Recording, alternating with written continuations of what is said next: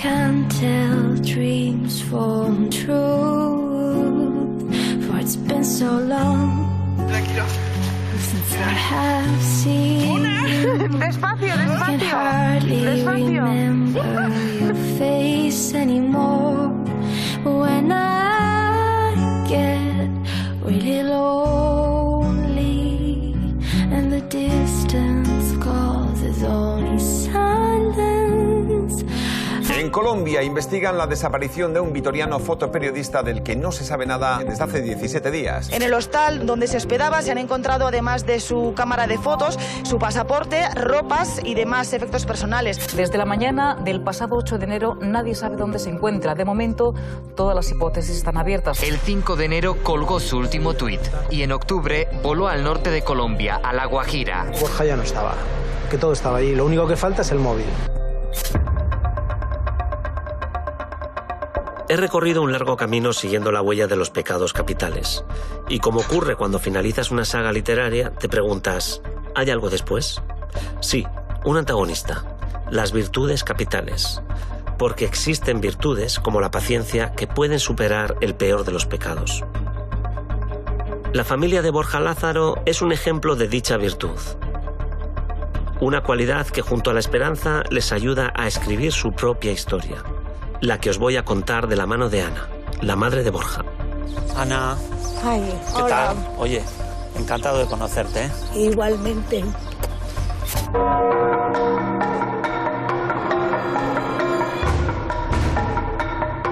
Soy Miquel Santiago, soy escritor y me apasiona el crimen. Os invito a un viaje impredecible en mi próximo reto.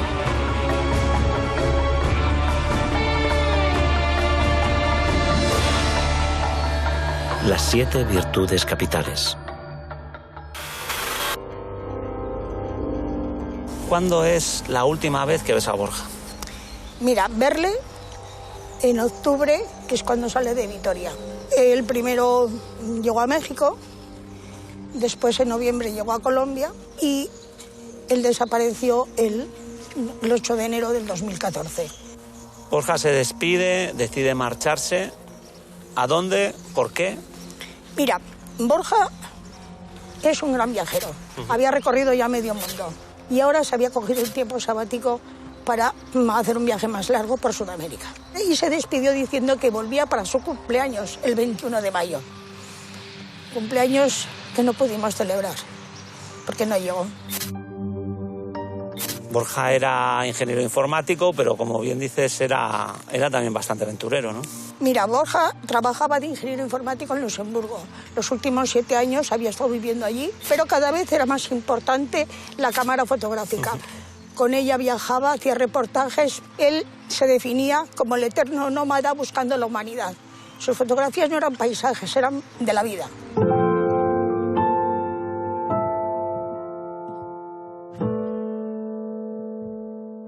Estas campas de Armentia te traerán muchos recuerdos. Lo conectas con recuerdos que tienes de Borja de niño. Claro, estas campas, mira, San Prudencio es el patrón de Álava. Desde niño, pues eso, venir en familia a celebrarlo y ver la tamborrada infantil. Y luego de mayor ya con sus amigos, pues por supuesto. Tengo entendido que, por eso del cambio horario con Colombia, tú estás pegada a tu móvil incluso por la noche. Claro, no he apagado el teléfono nunca. En mi teléfono está en la almohada. Pueden llamar a cualquier hora. Ojalá fuese así. 8 años buscando, esperando alguna noticia de él. Ana, eres la viva imagen de la esperanza y de la paciencia. Pues no nos queda otra. No nos queda otra. Esperanza por volverle a ver. Paciencia, mucha, porque tantas veces pedida ayuda y tantas veces esperando y viendo cómo pasa el tiempo. Paciencia, demasiada.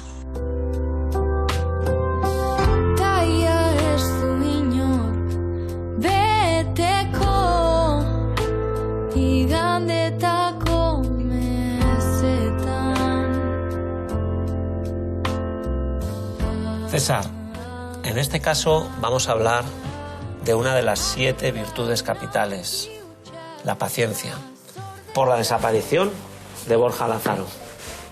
Claro, efectivamente, el enfoque ahora es completamente diferente. Hasta ahora hemos puesto el foco en la mente del asesino y en los pecados capitales asociados. Pero en el caso de las desapariciones nos vamos a centrar en el dolor y en el daño psicológico a las familias y en la virtud que es necesaria para afrontar estas situaciones, que no es otra que la paciencia. Y es que la paciencia es la gasolina de la esperanza. Me imagino que pasan por muchos altibajos y que esto afectará a su estado anímico, ¿no? Es una auténtica montaña rusa de sentimientos. Por eso creo que lo mejor es que hagamos un mapa de la paciencia de estos últimos 8 años, desde que desapareció Borja hasta el día de hoy.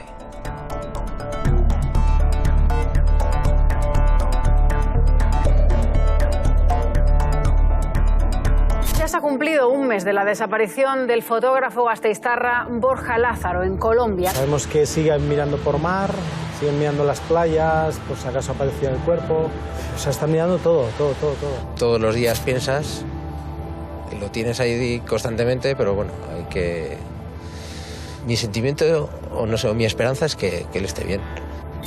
Ana, Borja viaja a Colombia, pero a una zona muy específica.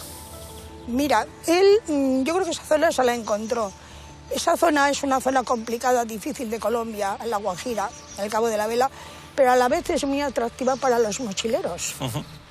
Hay muchos turistas allí extranjeros. Es una zona semidesértica, difícil. Allí viven los guayús, que es una etnia que tienen su propia lengua, con muchas tradiciones ancestrales. ¿Por qué crees que viaja Borja allí? Cuando él llegó allí, al Cabo de la Vela, los guayús estaban haciendo una ceremonia religiosa, el rito de los huesos. Entonces él, cuando llegó allí, se encontró con esa ceremonia y les pidió permiso a los guayús para hacer un reportaje sobre ella. Hizo el reportaje, se fue a Bogotá a pasar las Navidades con los amigos y el día 6 de enero del 2014 nos llama desde Santa Marta y nos dice: vuelvo a La Guajira a llevarles a los guayús las fotos impresas por haberme dejado hacer el reportaje. Esa es la última comunicación que tenemos con él.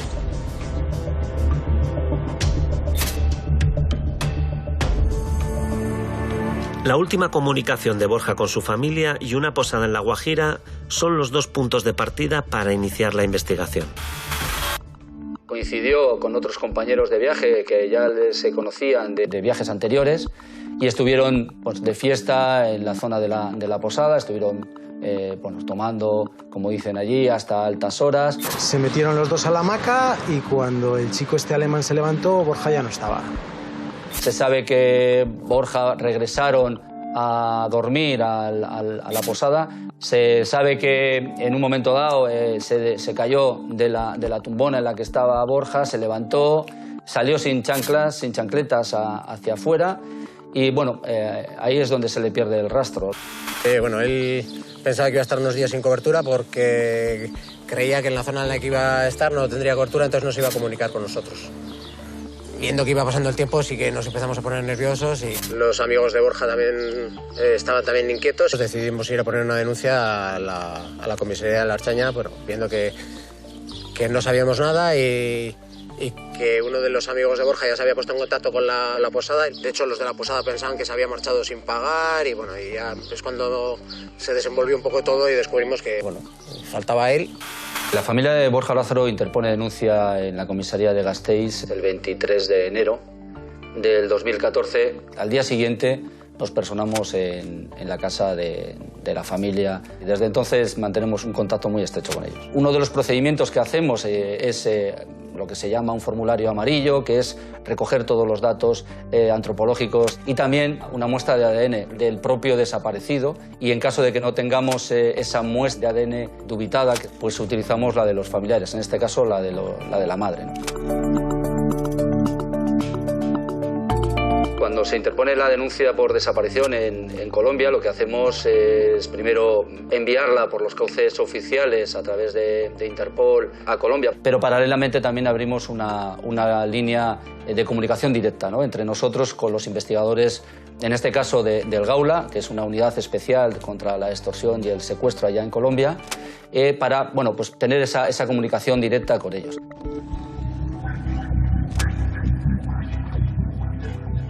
Y nos dijeron que se podía haber ahogado.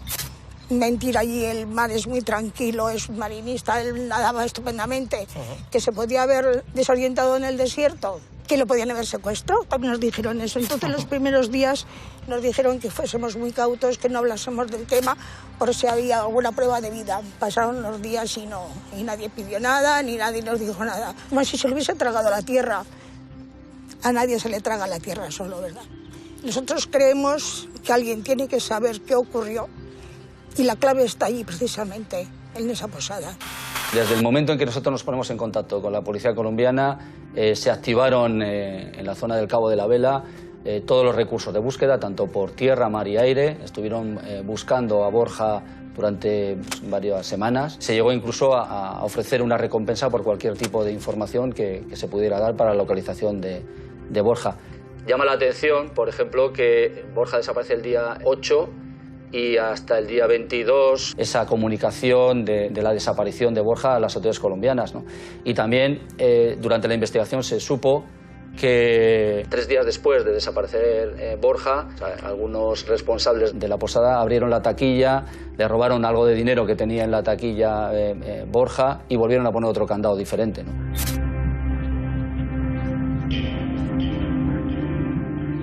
Bueno, la zona de La Guajira, no pensemos en una zona selvática, como puede ser otras zonas de Colombia, ¿no? Es una zona desértica, está frontera con Venezuela y aunque tiene unas playas bueno, pues muy bonitas, al estar en esa zona fronteriza con Venezuela, bueno, pues es una ruta del narcotráfico y del contrabando, ¿no? Especialmente de carburantes, tráfico de droga, etc. No es una zona de las más seguras, pero tampoco es una zona especialmente peligrosa. La desaparición de Borja marcó para su familia el inicio de una búsqueda incansable desde hace 8 años. Me propongo seguir sus pasos y relatar su historia parando en los capítulos claves que ilustran el mapa de su paciencia. Primera parada, el lugar donde se le vio por última vez. El lugar donde desapareció Borja Lázaro en Colombia es La Guajira, un lugar muy conocido. Sí, si te parece vamos a hablar con Sandra Guerrero, que es una periodista colombiana que ha hecho un seguimiento muy cercano de este caso. ¿Cómo es la zona donde desapareció Borja Lázaro? Es una zona netamente indígena y también turística, que es el Cabo de la Vela. Es el lugar más turístico del departamento de La Guajira. Borja había ido a hacer un reportaje a los Wayuu y les había prometido devolverles unas fotografías. Así es, según los últimos rastros de él en su página web, él había estado en uno de los rituales indígenas Wayuu, que es el segundo entierro, y había publicado algunas fotos y decía que iba a regresar a la comunidad, a mostrarles el trabajo que había hecho. ¿Y crees que esa tribu Wayuu ha podido tener algún papel en la desaparición o bajo tu criterio descartarías totalmente esa posibilidad? Yo pienso que si él tuvo el permiso de la comunidad Wayuu donde hizo el reportaje, no creo que de pronto ellos hayan tomado alguna acción contra él, a no ser que él haya cometido alguna ofensa, alguna agresión contra alguno de los Wayuu. Es posible que ellos hayan tomado alguna acción, pero como no hay ninguna hipótesis comprobada, no se sabe. El caso de Borja es un caso único, un caso extraño, bastante extraño. Sandra, tú que has seguido este caso más de cerca, ¿crees que algún día se averiguará lo que le ha ocurrido a Borja Lázaro? Casi siempre los casos se resuelven cuando alguien decide hablar. Y yo espero que algún día alguien pueda decir algo sobre este caso, sobre qué pasó con Borja Lázaro, sobre todo si se sigue insistiendo en recordarlo año tras año, su desaparición y los hechos. De pronto alguien sepa, pues la conciencia le remuerda o se decida hablar y se pueda saber realmente qué pasó con él.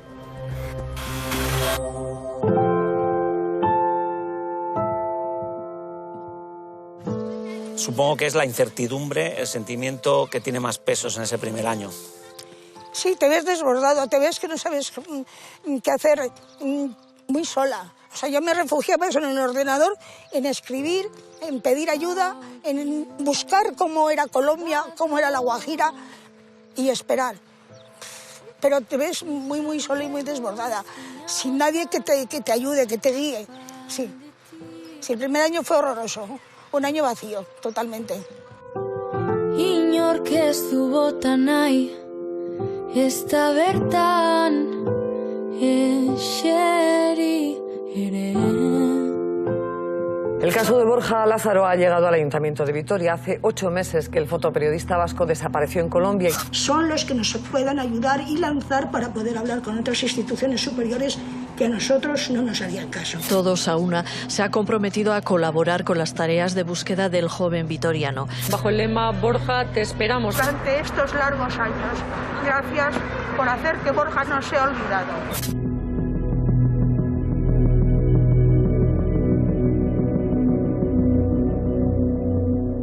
Ana, en 2015 tú te das cuenta de que la visibilidad en este tipo de casos es muy importante. ¿Cómo llegas a esta conclusión? En el 2014, que estuvimos totalmente perdidos, de repente me llama Marisol Ibarrola, la organizadora de las jornadas técnicas en Arrigorriaga, está cerca de la familia Dodey. Entonces esa familia hace muchas concentraciones, manifestaciones, la plataforma, ¿no? Y me pregunta qué vamos a hacer nosotros y me pilla de sorpresa. Pues dice, oye, está bien hacer una concentración en el primer año, vete al ayuntamiento, haz una rueda de prensa. Y claro, yo en el ayuntamiento pues no me atienden y me dice, ya voy a ir yo para allá. Y se vino ella desde Arrigorriaga y con el entonces, Gorka Hurtarán, entonces era concejal, pues los dos estuvieron con nosotros haciendo una rueda de prensa. Y ya se informó a la gente de Vitoria que íbamos a hacer una concentración para hacer visible que Borja llevaba un año desaparecido. Y el día 8 de enero hicimos la concentración en Vitoria. Por supuesto, vino Marisol Ibarrola a acompañarnos.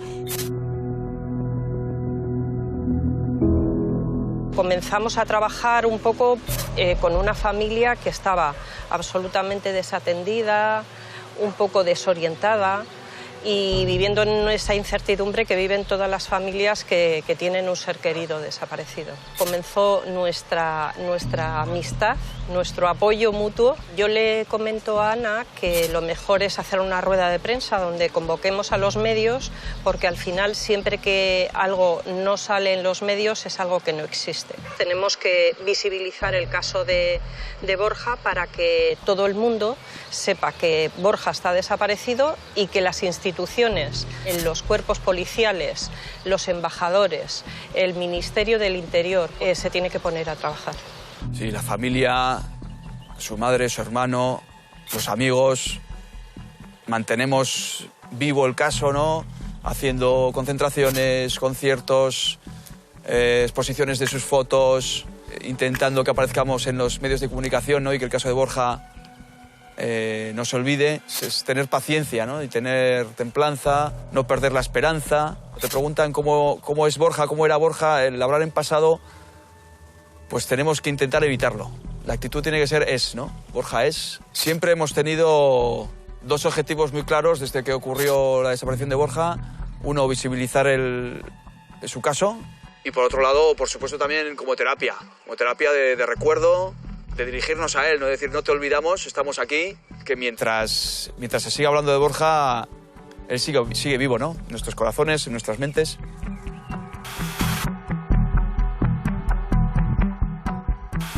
En este proceso tú conoces a Paco Lobatón. ¿De qué manera te ayuda?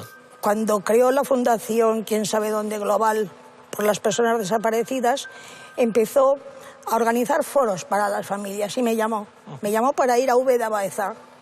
Y fue la primera vez que pudimos acudir familias de toda España y conocernos.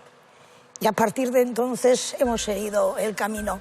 Pues si te parece, podemos llamar a Paco y recordar con él este momento. Sí, por supuesto, seguro que no lo tiene olvidado. Buenos días, Paco. Aquí estoy. Buenos días, Ana. Paco, tú has trabajado con desaparecidos, con familias de desaparecidos. ¿Cómo ves la lucha de Ana? El caso de Ana es, yo creo que bastante singular, porque es una persona serena, sosegada, con un grado de formación intelectual importante y habiendo sufrido un impacto traumático muy importante, ella ha sabido siempre gobernar sus emociones, gobernar ese trauma que, bueno, supongo que en la intimidad habrá tenido momentos pues, más fuertes, de mayor fuerza o de mayor sentimiento de fragilidad, pero tiene una doble componente, yo creo, de resiliencia, pero también de mirada larga, como diciendo, bueno, si esto tiene que arreglarse, quizá requiera tiempo, y si requiere tiempo, hay que estar, digamos, tranquilos para llegar al final del recorrido. Sí, hay que seguir con la mirada puesta más allá. Hay que seguir, porque es lo que tenemos que hacer las familias, tú bien lo sabes. Seguir adelante, seguir buscando, a buscar gente que siga buscando. O sea, porque encima yo, al ser fuera de España, no puedo hacer la búsqueda como hacen otras familias, que igual pues, convocan a los vecinos o perros y rastrean. Yo tengo que buscar gente que busque allí. Entonces, siempre con la mirada puesta más allá y con mucha paciencia, con mucha... Ana, tú nos has contado ya que la historia de este caso ha habido muchos altibajos. Paco, ¿cómo la has visto en esta montaña rusa? Ana ha sabido vivirlo con un ejercicio muy pudoroso de intimidad. Sin embargo, ha tenido la fuerza de voluntad y la fuerza intelectual de sobreponerse siempre a cualquier tipo de reacción visceral. Paco, tú conoces muchos casos, has tratado muchísimos casos. ¿Cómo se logra sobrellevar una desaparición de tantos años? La desaparición que dura y dura sin respuesta genera en la mayor parte de la familia, de los familiares, un sentimiento que yo llamo el síndrome del kilómetro cero. Hay por momentos la sensación de que no se ha hecho nada, de que nadie se ha ocupado, ¿no? Y hay que entenderlo porque si no está resuelto el caso, tampoco está cauterizada la herida y tampoco puede pasarse página. Es la vida en suspenso, la vida suspendida.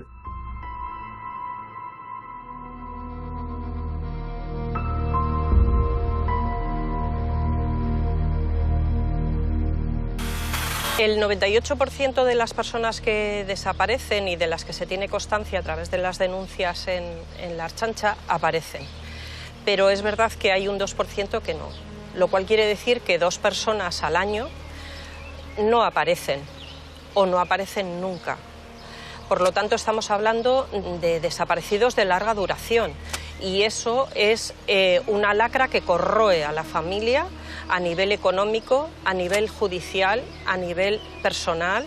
A esas familias les tenemos que apoyar. El Estatuto de las Personas Desaparecidas es una demanda por parte de las familias desde hace muchísimos años. Lo que se trata es de regular obligaciones y derechos o derechos y obligaciones de la persona ausente y de los familiares. Porque al final un familiar no tiene derechos sobre los bienes de la persona ausente, pero sí tiene obligaciones. ¿Dónde están descritos? Todo eso lo tiene que ir descubriendo los familiares, diríamos de ventanilla en ventanilla. Las instituciones deben tener la obligación de salvaguardar los derechos del ausente, pero también de los familiares.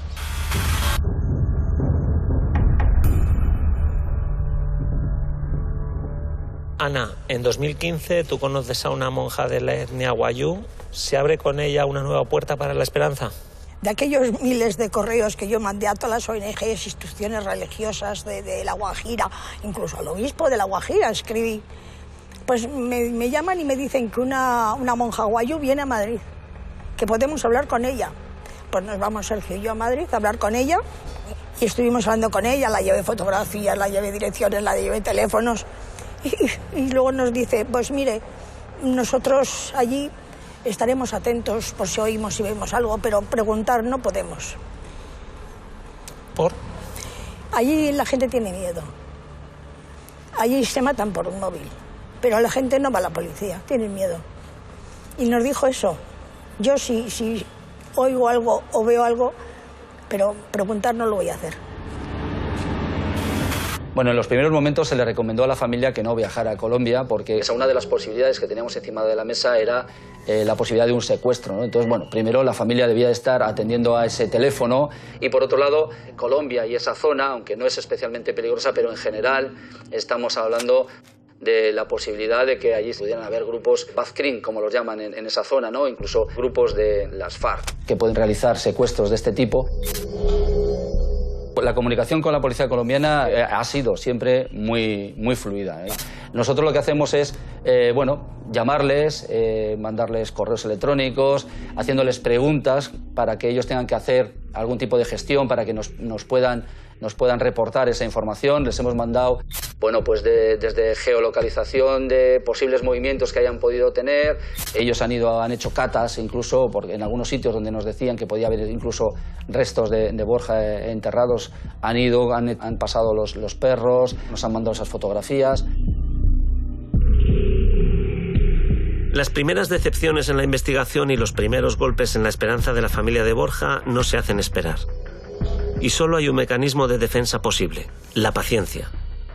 Me pregunto si habrá forma de alimentar nuestro cerebro con esta virtud.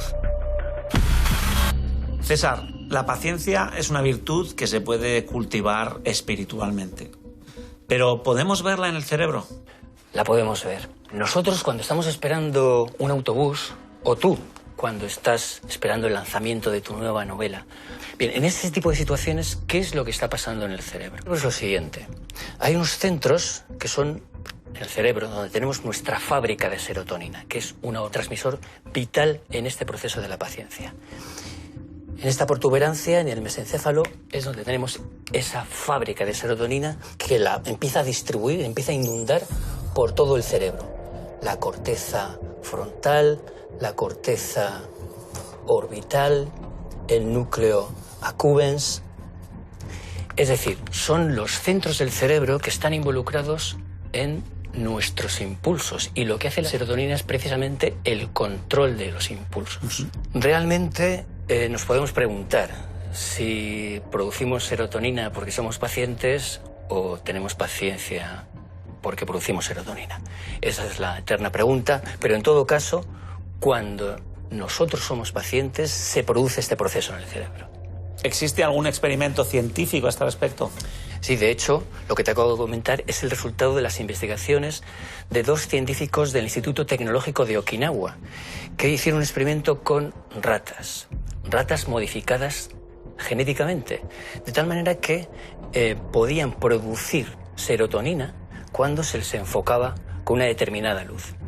Entonces lo que encuentran es lo siguiente, que los ratones, cuando producen serotonina, son más eficaces a la hora de demorar la recompensa, es decir, pueden esperar más a recibir la comida. Lo realmente fascinante es que estos científicos subrayan que esto solo se produce cuando los ratones tienen la certeza de que van a recibir la recompensa, pero no saben cuándo. ¿Quiere esto decir? Que tiene que existir la condición de creer que va a llegar la comida. ¿Tú cómo le llamarías a esperar algo bueno, algo que va a ocurrir y que es positivo, pero no sabes cuándo? ¿Cómo le llamarías a eso? Esperanza. Efectivamente. Es decir, la conclusión es interesantísima. Quiere decir que la paciencia solo se va a producir, es decir, la serotonina va a ser eficaz únicamente cuando tengamos esperanza.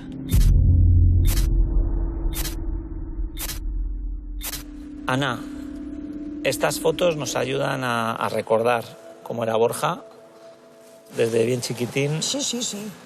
Mira, de bien chiquitín, pues mira cómo era, chuchable. Tenía papitos. Mira, ¿eh? Sí. Los ojos tan claritos. Los ojos claros. Sí. Luego, pues, mira. Viajes de esquí. Sí, desde pequeños hemos ido... ¿Habéis sido viajeros? A esquiar la familia siempre hemos ido juntos. Luego ya hemos molado ellos solos. Pero desde pequeños íbamos juntos a esquiar. Mira, aquí cuando se graduó en la universidad, la licenciatura de ingeniero informático. Ingeniero informático. Mira, esta foto es en Las Médulas, en León. Este es el viaje de estudios del colegio. Los amigos que fueron con él, los compañeros, siguen siendo amigos todavía.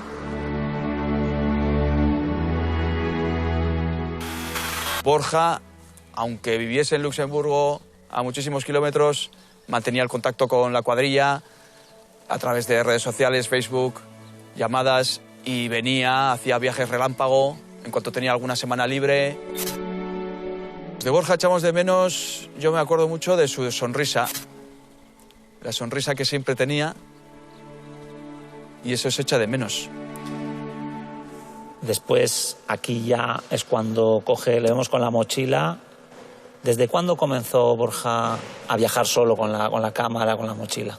Empezó joven, porque Borja siempre aventurero, viajero. Por eso cuando desapareció yo siempre dije que era un viajero experto, que no era la primera vez que se movía, se había recorrido medio mundo ya. Que pudo pasar en Colombia, que fue confiado. El fotoperiodismo a Borja le aportaba, más que la fotografía, era el conocer gente y plasmar gente.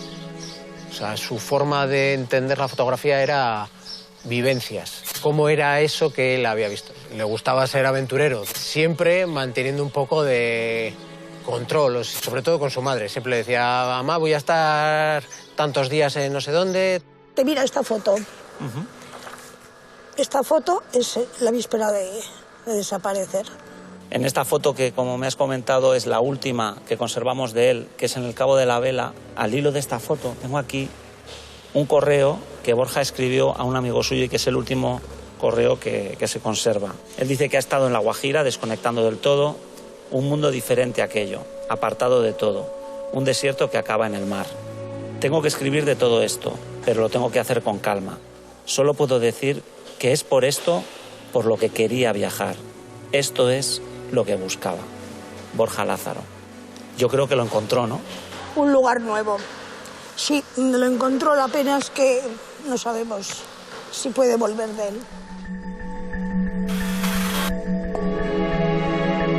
Reconstruyendo capítulo a capítulo los pasos de la familia de Borja, surge el recuerdo de otros casos de jóvenes desaparecidos, como el de Odey. El otro punto de atención hoy está en Galdakao, que se ha despertado con una noticia dura. Un joven galdacostarra de 23 años lleva desaparecido desde el pasado viernes en Amberes, en Bélgica. Odey salió a cenar el viernes con sus amigos, después de la cena se despidió de ellos y desde entonces está desaparecido. La concentración, recordando que son ya 105 días sin noticias de Odey Eguiluz, ha tenido lugar muy cerca del lugar donde el joven se despidió de sus amigos. Que nos vea toda la gente y que las autoridades no se olviden de Odey. A mediodía, el fiscal de Amberes confirmaba a los padres de Odey Eguiluz que los restos localizados en el río Escalda de Amberes hace 8 días corresponden a su hijo. El apoyo de las familias que pasáis por lo mismo es muy importante. Tú entraste en contacto con la familia de Odey Eguiluz, ¿verdad? Sí, entramos en contacto. 2 muchachos vascos, 2 muchachos ingenieros informáticos que estudiaron en Deusto, trabajando en Europa. Tenían mucho de semejanza, ¿no? Entonces hemos seguido teniendo contacto con ellos desde entonces, con los padres. ¿Cómo recibisteis el desenlace del caso de Odey? Pues mira, con incertidumbre y con pena. Con pena por la familia, con incertidumbre porque a ver si alguien está pasando eso, unos desaparecidos, puede ser que a ti también te suceda. Y yo estuve con ellos en Amberes cuando nos fuimos a Bruselas, les acompañé en Amberes, y luego cuando hicieron la despedida en la plaza de Galdakao también estuve con ellos. Y ellos, cuando hacemos las concentraciones de Borja, vienen. Nos llamamos algunas veces por teléfono también. Ellos no han podido resolverlo bien. Fue una pena como apareció Odey. Su caso está cerrado, pero no nos olvidan al resto de las familias.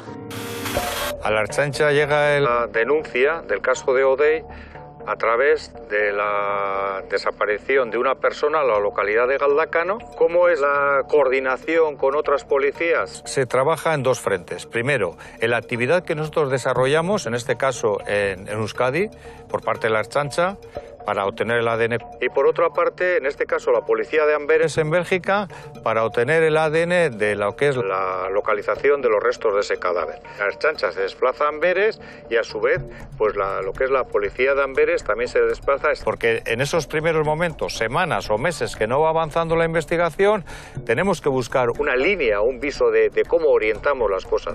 Es importante que en la búsqueda de esa persona amada desaparecida, la familia y amigos puedan participar de ella, de saber qué ha pasado, de cooperar con todas las instituciones que están en esa búsqueda. Les mantiene activos y les mantiene vivos. En el caso de O'Day, la familia recibió mucho apoyo de la policía de Amberes, pero también, por municipio de Galdácano, encabezando con su ayuntamiento. De hecho, trasladó en su día al alcalde de Amberes a la localidad de Galdácano y a su vez fue bidireccional. Y yo creo que fue una actividad muy fluida. El momento de confirmar que el cadáver que se encontró era O'Day, dentro de lo que es el contexto de la desgracia al final de localizar un cadáver y eliminar esos momentos de incertidumbre, lo que se trataba también es de dar un poco de paz a la familia. Para poder seguir adelante con sus vidas, viene la fase de aceptación de lo ocurrido y la fase en la que tienen que hacer un aprendizaje de cómo vivir sin esa persona y seguir adelante. Es importante para ellos sacar el dolor, hablarlo, sacar la angustia fuera. Es fundamental para poder seguir adelante. Regresamos a las campas de Armentia. Con Ana marcamos un nuevo tramo en el mapa de su paciencia, 3 años después de la desaparición de Borja. Estamos en el 2017. Hugo Prieto viaja a Colombia y se encuentra allí con unos policías. Sí, Hugo Prieto viajó a Cartagena de Indias a un congreso de policía y coincidió con policías colombianos que estaban en la investigación.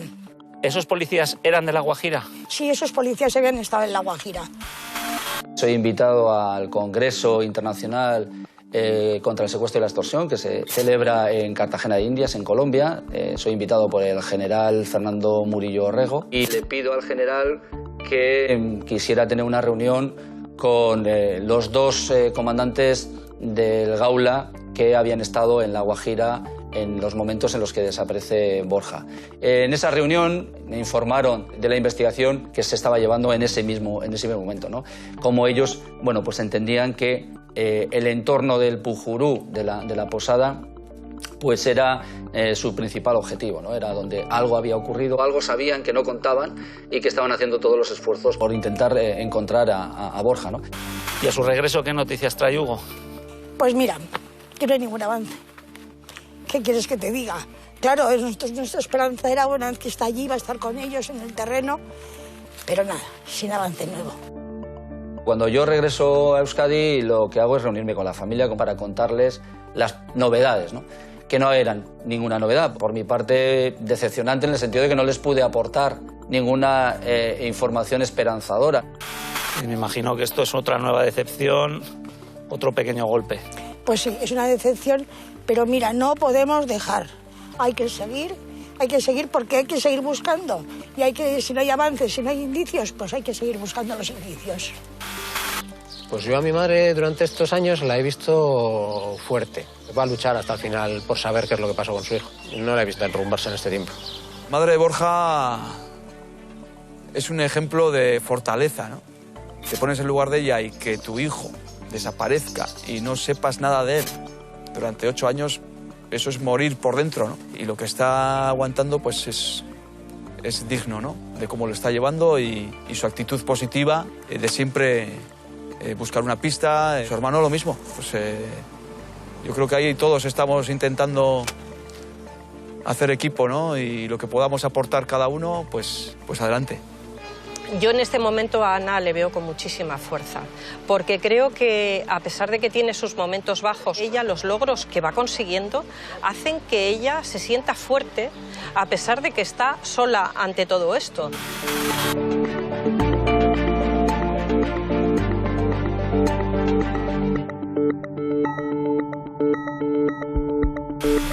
César, Ana, la madre de Borja, nos cuenta que ella siente que tiene que tirar del carro, que se pone una coraza para no decaer. En el caso de las desapariciones implica un desgaste psicológico para las familias tremendo y que está caracterizado fundamentalmente por la incertidumbre. Y piensa que en ocasiones la incertidumbre genera muchísimo más dolor que la certidumbre de saber que ha fallecido. Porque cuando tienes constancia de que ha fallecido tu ser querido, al menos puedes iniciar un proceso de duelo, que es imposible iniciarlo con esa incertidumbre, sin saber nada. Y el proceso de duelo es muy importante desde un punto de vista psicológico. ¿De qué otros sufrimientos hablamos? Uno de los factores que provoca más sufrimiento es lo que se llaman los pensamientos negativos. Los denominamos pensamientos intrusivos. ¿Por qué? Porque son como intrusos que llaman a tu puerta y tú no quieres que entren, pero entran. Son pensamientos negativos en relación a las posibles hipótesis que han podido suceder a tu hijo, ¿no? Y entonces asaltan tu mente sin que tú lo puedas evitar. ¿Qué otras consecuencias hay en este tipo de casos? Pues una fundamental y también muy desgastante psicológicamente es la angustia.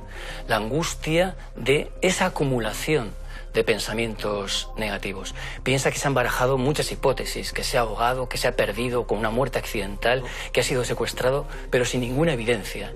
Y entonces esa sensación, esa desazón de no saber nada provoca una gran angustia. ¿Y qué hay al final de la pirámide? En lo más alto de la pirámide está el miedo al olvido, el miedo a no conocer respuestas, el miedo a que nunca se esclarezca la verdad.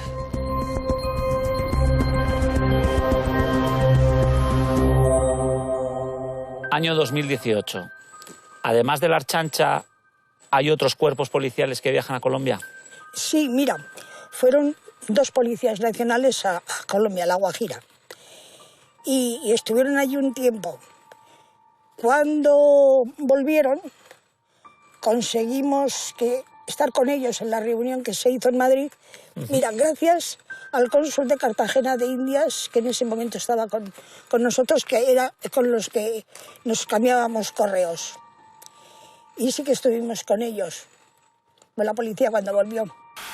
Agentes del Cuerpo Nacional de Policía, de la Unidad Central de Secuestros y Extorsiones, de la UDEF, se desplazan a Colombia y bueno, están allí unos días con el Gaula, bueno, entrevistándose con personal de la zona de La Guajira. Trasladan lo mismo que me habían trasladado a mí cuando hice el viaje en el 2017. Era bueno, pues que seguían con esas sospechas en torno a la posada, seguían con el mismo hermetismo y que, bueno, pues que era muy complicado, ¿no? Lo más reseñable fue que, bueno, entre los objetos que sabíamos que Borja tenía eran un ordenador, una cámara reflex, ¿no? Que en algunas diligencias aparecían, en otras diligencias nos decían que no las encontraban. Bueno, en este caso los policías pudieron ver que estaban físicamente en la comisaría del Gaula en La Guajira. Eso se trasladó a Ana, que hizo la petición formal y le fueron remitidos por valija diplomática.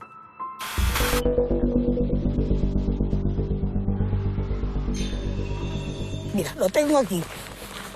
La cámara. La cámara. Y el ordenador. Mira, está dañado. El ordenador vacío. Esto lo miraron la Archancha, la policía. Sí, no hay nada. Recuperaron 4 fotos. La cámara sin cargador, con la tarjeta dañada. De aquí lo miraron, es un valor sentimental. Sí. Ha vuelto a casa. Exactamente. El hecho de ir a recoger las pertenencias de Borja sí que te da un poco un vuelco. Yo recuerdo una vez que tuve que ir a Madrid a recoger parte de su equipaje. En aquel momento no fue muy agradable porque teníamos que abrir el equipaje, veías una camiseta, esa camiseta te recordaba a él. Va pasando el tiempo, perdemos esa actividad inicial, la información no nos llega. Entiendo que la familia los va viviendo durante todos estos años con mucha intensidad y desgraciadamente sin ningún resultado. Son muchos años ya sin resultados. ¿En algún momento perdiste la paciencia? Pues sí, hay momentos que sí se pierde la paciencia, porque encima, sobre todo con esto de que habían ido, primero fue Hugo a Colombia, después fueron estos policías, estos van a sacar algo, y que vuelvan y no te traigan nada, es una decepción tremenda. Paciencia, y así voy, teniendo paciencia, y así se nos van pasando los años. Pero no hay que dejar, no hay que dejar de luchar nunca.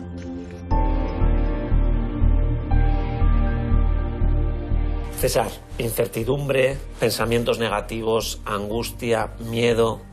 Me imagino que todo esto puede paralizar a las víctimas de personas desaparecidas, hacerles hundirse en un pozo.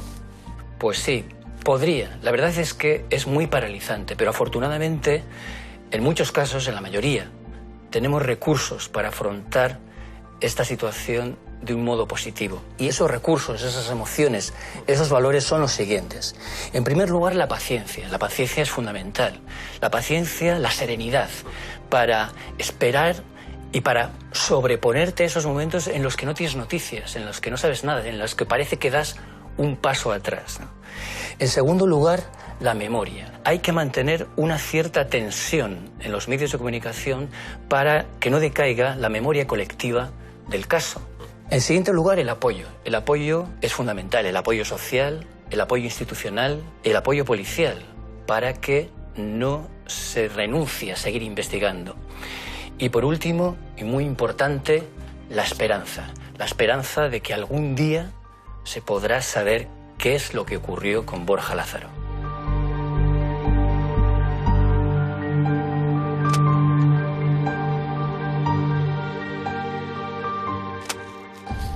Estamos ya en 2019 y tú te pones en contacto con una fundación en Colombia. Yo, como todo lo que conozco de Colombia ha sido a través del ordenador, de buscar información, pues no sé ni cómo acerté a dar con esta fundación. Vi que esta fundación ayudaba a familias de desaparecidos en Colombia y que hacía difusión de los casos. Y la escribí a ver si podía hacer difusión de Borja allí. Se llama Desaparecidos Colombia, Huellas de Cristal. El caso me llega el 11 de enero del 2019 por medio de Ana María, la mamá, y ahí comenzamos a tener contacto con ella, empezamos a documentar el caso de Borja y empieza ahí ese contacto con la señora Ana María, y ya al pasar el tiempo ya no se vuelve una persona que le estamos apoyando, sino ya nos volvemos familia. Y si para nosotros como colombianos nos duele una desaparición y una impotencia aquí, nos ponemos en los zapatos de ella, que está en España y que no sabe cómo la pueden ayudar. Nosotros somos una organización sin ánimo de lucro. Nosotros no tenemos los medios suficientes para tener investigadores, pero nosotros tenemos a veces contacto con fiscalías, con procuradurías, entonces es mucho más fácil porque nosotros estamos ya directamente con el gobierno. Nosotros hablamos casi todos los meses y ya sabemos lo que se siente y qué debemos hacer, y si nos dan una luz que toca hacer documentos y pasarlos a alguna parte, yo enseguida llamo a la señora Ana María y le digo: señora Ana María, hagamos esto, hagamos lo otro, ella me envía los documentos. Entonces es un apoyo mutuo que tenemos. ¿Y esta fundación te abrió una nueva esperanza sobre el caso? Hombre, por lo menos me ayuda a hacer visible a Borja en Colombia, porque ya lo difunde allí, porque es donde se tiene que difundir, donde se tiene que conocer el caso. ¿Y de qué manera te ayuda esta fundación ahí en Colombia? Pues mira, ahí edito unos carteles que sale la foto de Borja, pone la fecha que desapareció, el lugar, y luego lo difunden en las redes sociales y en los actos y eventos que la fundación participa en Colombia. Nosotros nunca perdemos ni la fe ni la esperanza de encontrarlos a todos, así sean vivos o muertos, pero de saber dónde están.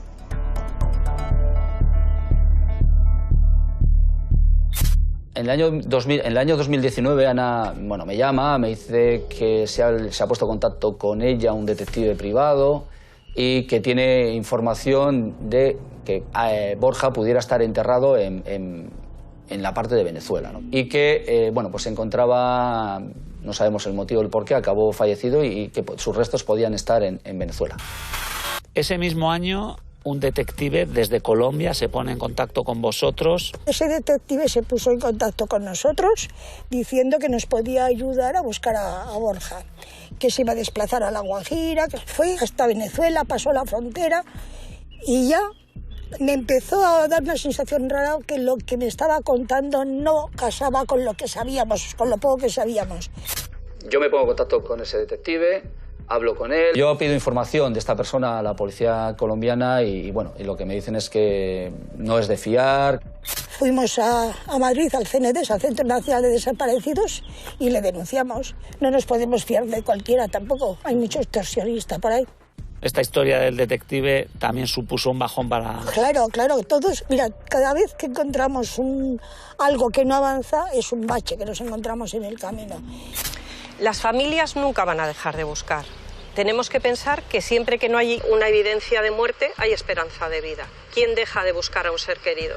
Siempre piensas que tiene frío, que tú estás en tu cama y que tienes calor, que estás durmiendo en una cama, que esa persona puede que no. No hay una despedida. Por lo tanto, esa incertidumbre es algo que puede terminar con cualquier estado emocional cuerdo, ¿no? Detrás de cada desaparición hay una historia diferente, pero con un denominador común: conseguir y compartir la mayor información posible. Patricia. Hola, Miquel. ¿Los médicos forenses intervienen en el caso de personas desaparecidas? En principio y como norma general, no. De esto se ocupa el cuerpo policial correspondiente. Ellos son los encargados de la toma de la declaración de desaparición, de tomar también las muestras biológicas que sean necesarias a los familiares y de la gestión de todo el caso. Posteriormente ellos toda esa información la vuelcan y la introducen en un fichero, el fichero de personas desaparecidas y restos humanos no identificados, y eso permite una integración sistemática de toda la información, lo que facilita la posibilidad de realizar ese cotejo o comparación de personas desaparecidas. Este fichero nutre también de información a otros organismos y bases, como sería el Centro Nacional de Desaparecidos, que tiene una página web abierta al público. ¿Y en esta base de datos aparecería Borja Lázaro, por ejemplo? Sí. Se accede por un buscador y, por ejemplo, obtendríamos la información, eso es.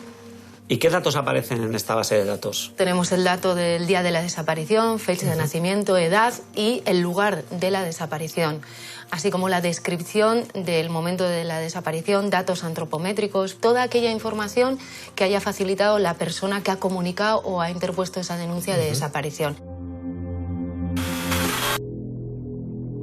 Estamos ya en 2022, han pasado 8 años, pero está claro que tú no te rindes en la búsqueda de Borja. Me imagino que en estos años has visto de todo. Pues mira, son 8 años, son muchos. Los desaparecidos que llevamos tanto tiempo nos llamamos desaparecidos de larga duración. ¿Qué pasa en estos años que vemos? Hay elecciones del Estado, hay elecciones autonómicas, municipales, cambios de destino de policías, ascensos, cambio de destinos de cuerpos diplomáticos.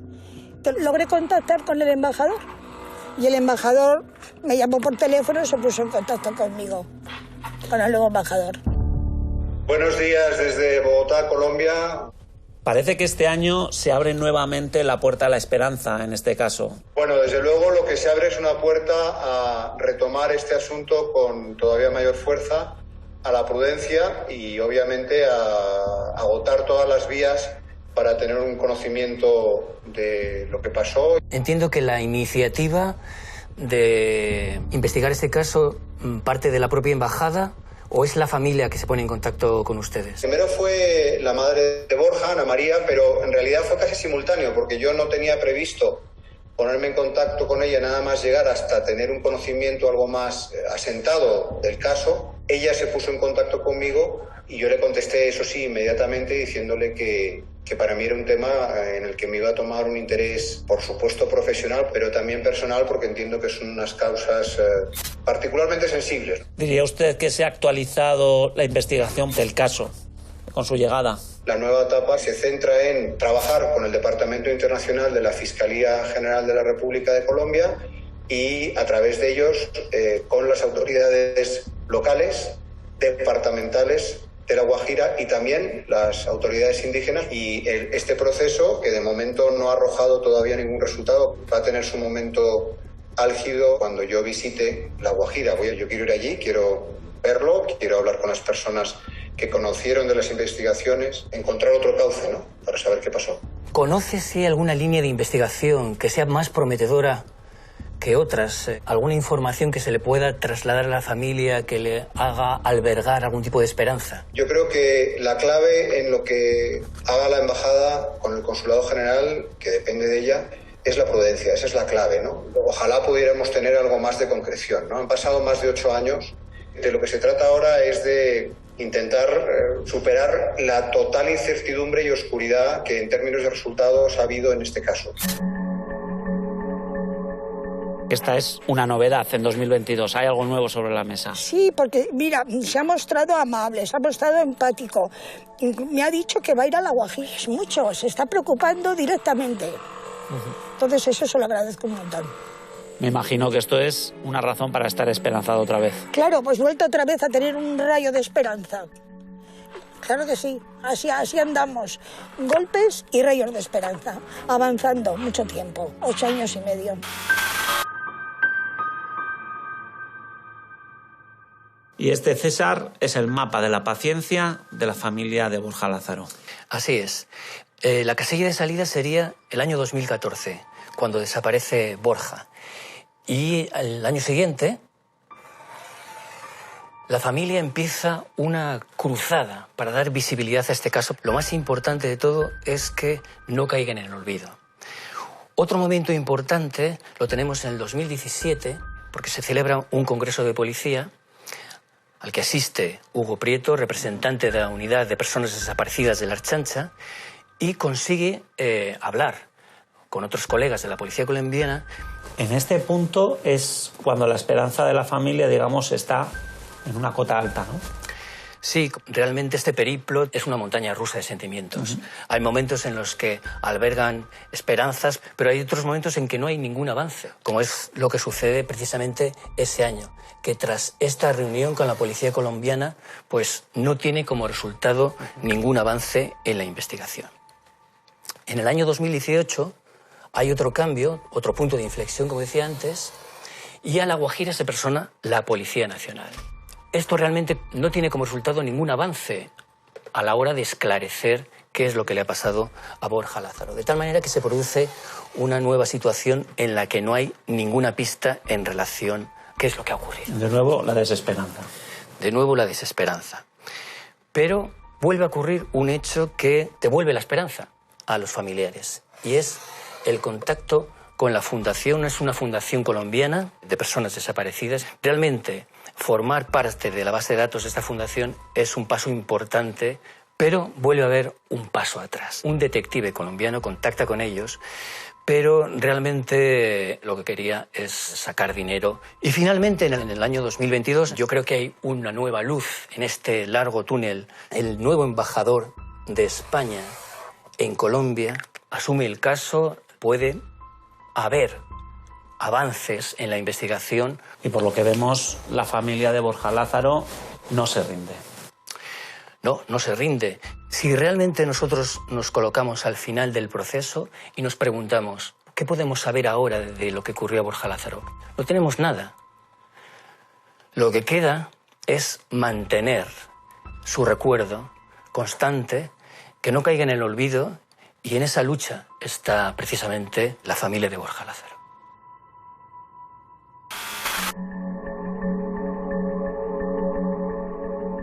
Sergio, hola. ¿qué tal? Encantado. Hola, Sergio, tu ama me ha contado de los 8 años que lleváis tras la búsqueda de Borja. Vuestra esperanza y vuestra paciencia no tiene límites. Tenemos que seguir luchando e intentar saber qué es lo que pudo pasar aquella noche, saber lo que pasó. Es difícil, pero no lo podemos dejar a medias. La paciencia es una de las cosas que tenemos que tener, ¿verdad? Y esperanza. ¿Albergáis la esperanza de que Borja vuelva? O sea, la esperanza siempre la vamos a tener. Sí que vemos que va pasando el tiempo y la cosa cada vez se va dilatando más en el tiempo. Puede surgir esa duda de si algún día vamos a saber qué va a pasar, pero bueno, la esperanza siempre la vamos a mantener. En Colombia ha habido secuestros bien largos, ¿no? Quisiéramos que fuese uno de ellos y ver un día volver a Borja, volver a casa. Pero si no, lo que dice Sergio, el tiempo va pasando y la realidad, ¿verdad? Pero bueno, siempre hay que seguir luchando y saber lo que pasó. Pues muchísimas gracias a los dos y muchísima suerte. Gracias.